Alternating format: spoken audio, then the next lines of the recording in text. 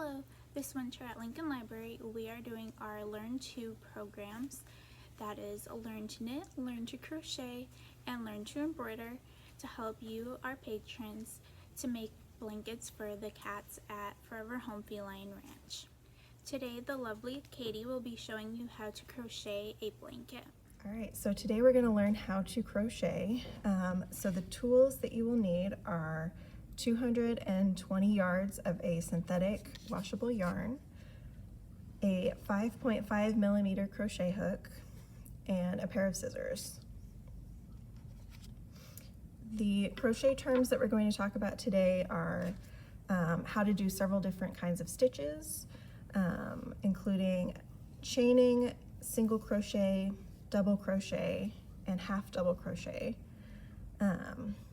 But first, we're going to talk about how to hold your crochet hook and yarn. I'm right-handed, so I hold my crochet hook in my right hand and the yarn in my left hand. Usually I will keep the yarn wrapped around my left pointer finger and thumb and work the stitches with the hook in my right hand. So first, we are going to learn how to make a chain. So we're going to start with a slip knot. So you will take the yarn through here and pull. So you'll start with a pretty big loop, but once you put your hook in it, if you pull, you will tighten the loop to your crochet hook. So we've got our crochet hook in the first loop. So what we're going to do to create our first chain is grab the yarn with your crochet hook and pull it through that first loop. And you're going to keep going to your desired length.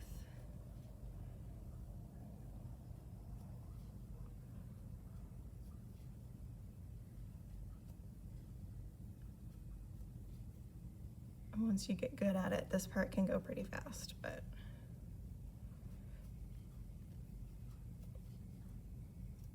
okay. So there we've got our first chain, and this is going to be like the base of your project. So however long you need your project to be, you're going to make a chain to that length. Now we are going to learn how to single crochet. So this is one of the basic stitches in crochet. So we're going to start with our chain. You are going to insert your hook into the second chain from the hook. So we've got one chain here and then one right here, and we're going to insert our hook right there. And then we're going to take our hook and pull the yarn through. So now we have two loops on our hook. And then we're going to yarn over, which is another way to describe taking the yarn and pulling it through. We're going to pull it through both of those loops. So to keep going, you go to the next chain, put your hook through, yarn over and pull through. So you've got those two loops.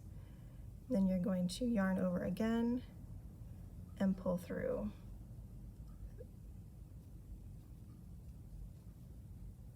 Insert your hook into the next chain, yarn over, pull through, yarn over and pull through again. I'm trying to get through this row.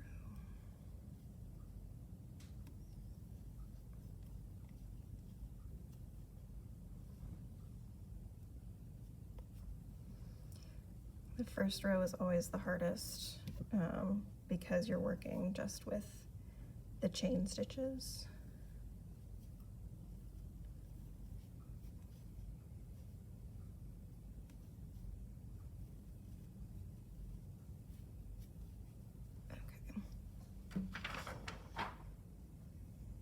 So this is what a little sample of several rows of single crochet looks like.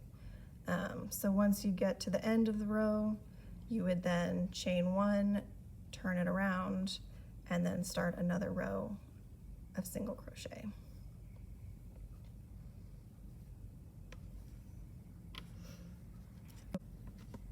Now we are going to learn how to do a double crochet. So that is another one of the basic stitches. So to start, you're going to have your row of chains, just like we started with the single crochet. But instead of going into the second chain from your hook, you're going to go into the third. But before you insert your hook, you're going to yarn over. So you have 2 loops on your hook, and then you're going to insert it into that chain, pull it through. So now you have 3 loops on your hook.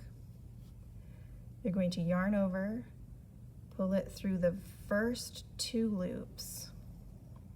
So now you still have 2 loops on your hook. You're going to yarn over again and pull it through both of those loops. To move on to the next one, we're going to yarn over, insert it into the next chain, yarn over and pull through. So you have those 3 loops. And again, it doesn't look super pretty when you're just working with the base chain, but when you pull through, you're going to pull through the first 2 and then the last 2. So yarn over, insert it into the chain, pull through, so you've got those 3 loops, pull through the first 2, yarn over, and pull through the second 2. So you can see the stitches right in here. And this is what a completed little mini row of double crochet looks like. Okay, so now the next stitch we're going to learn how to do is a half double crochet. And if you are making a blanket for Knittin for Kittens, this is the main stitch that we're going to be using for that blanket. A half double crochet sounds kind of funny, but it is like an in-between a single crochet and a double crochet, which probably doesn't make any sense, but I'm going to show you how that works. So as if we were starting a double crochet, we're going to yarn over. We're going to put our hook into the 3rd chain from your hook. Again, it can be a little tricky when you're working just with the chain. Okay, so we're going to yarn over and pull through, so we have those 3 loops on our hook. And where we would only pull through the first 2 if we were doing a double crochet, now we're going to pull through all 3. So to go on to the next one, yarn over, insert it into the next chain, yarn over again, pull through. So you've got those 3 loops on your hook, yarn over, pull through all 3 of them.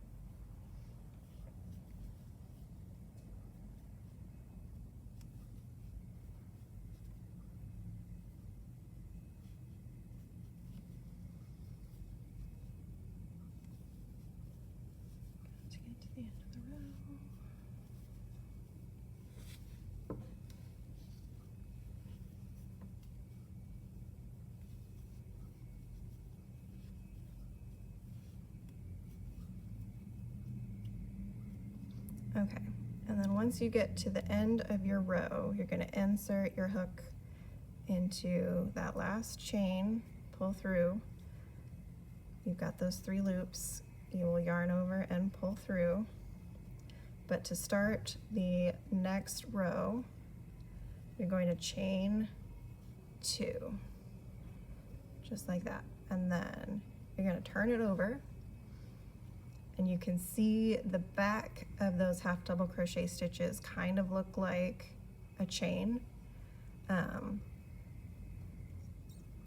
If you like, the most common way to just keep going is to insert your hook into the top of these half double crochets, the stitches that look like chains. For the pattern for our blanket, what we're actually going to do is insert our hook underneath those chain-like stitches. So we're going to yarn over, and instead of going into this hole here, we're going to go underneath, pull through. So you've got those 3 loops, yarn over, pull through again. So this first, like chain 2 that we started with, acts as your first half double crochet. So we've put in our second half double crochet, and instead of going into this loop right here, we're going to go underneath it. So we're going in between the stitches. We're going to go yarn over, in between, pull through, yarn over and pull through all 3.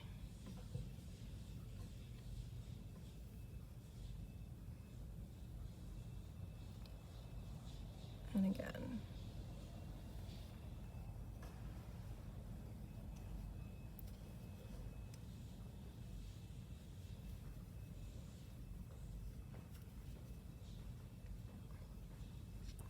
So you can see there's a little space in between each of these. And that is where we are putting our stitches. Again, this is kind of small. This is just the beginning, so it can be a little hard to see. So you're working on your blanket. To start, to do a 17 by 17 square, which is kind of the suggested size for your blanket, you're going to chain 60. You will then yarn over and insert your hook into the 3rd chain, just like we did to start in our little mini half double crochet. And you will keep going through the whole chain. Once you turn it around, you will chain 2. Like you can see, I've got 2 chains at the end here. And then you turn your whole blanket over to start the next row. So you can see in these half double crochet stitches here, especially down here where this line, where I've changed colors, the yarn that you're adding goes in between the stitches instead of going in these chain-like stitches at the top. So I'm going to yarn over, insert it in between the stitches, pull through,